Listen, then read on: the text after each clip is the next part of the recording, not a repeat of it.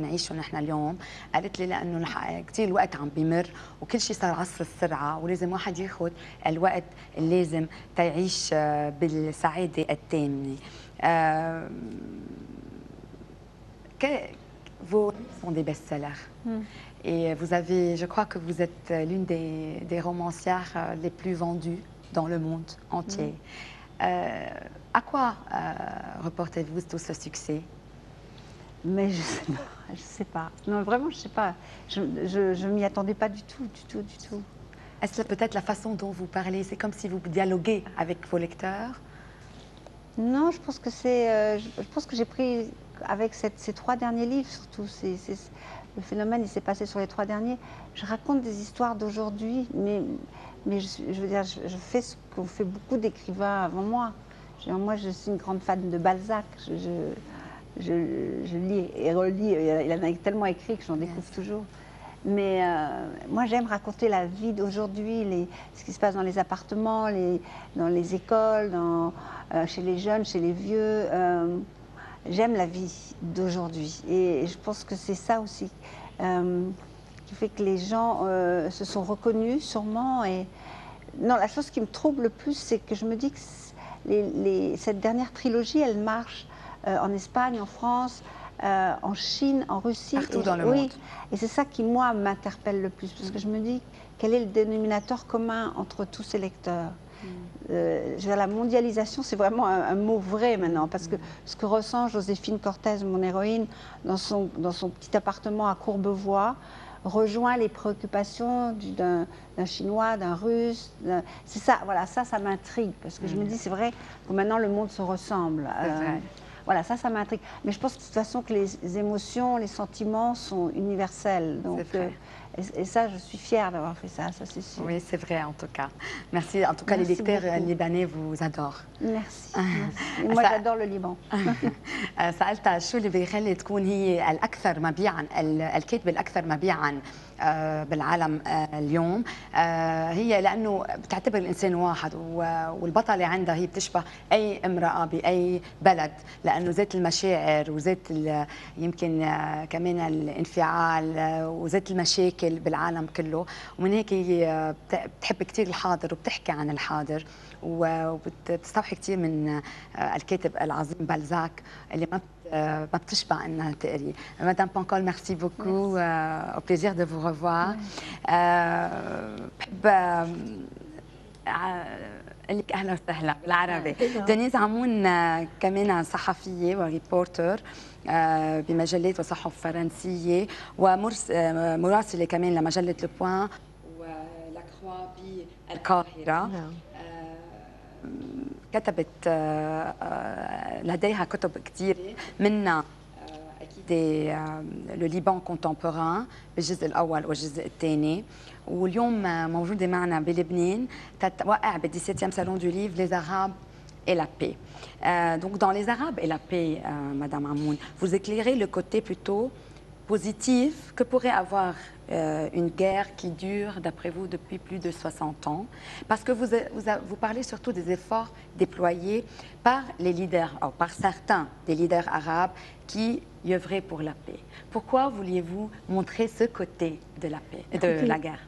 Moi, j'ai le sentiment que beaucoup de l'opinion publique américaine et parfois même européenne pense que les Arabes ne veulent pas la paix.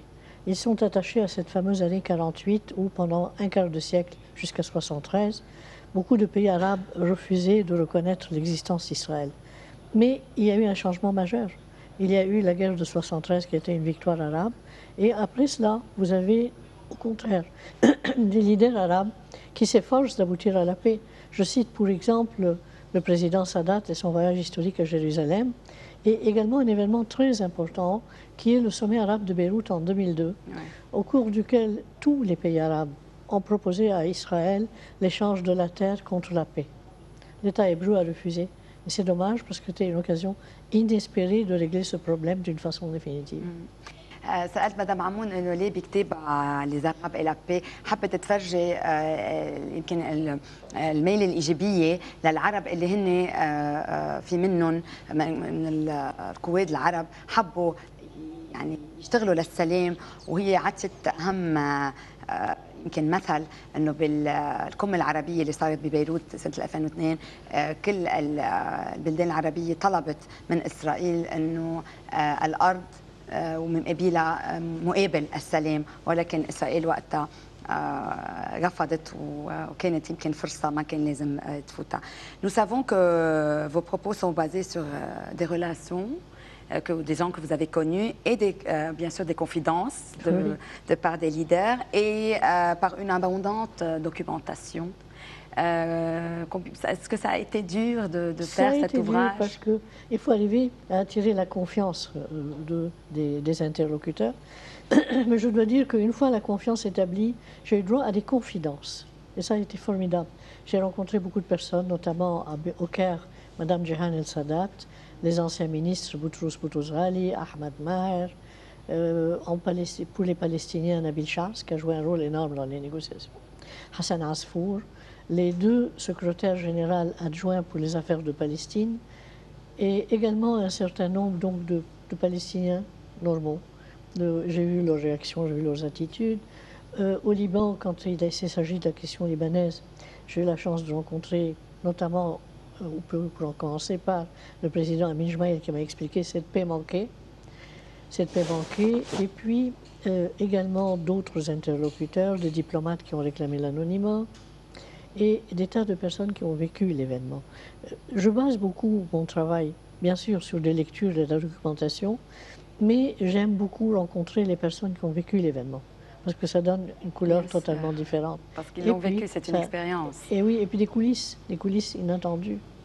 Par exemple, j'ai appris en lisant les mémoires du président Sadat, ça a été confirmé par Madame Sadat, que la Roumanie a joué un rôle énorme dans son voyage à Jérusalem. Le président Ceausescu lui a dit « J'ai vu Begin pendant 6 heures et Begin veut la paix ». Ça, on ne le savait pas. Je ne le savais pas, du moins. Bien sûr.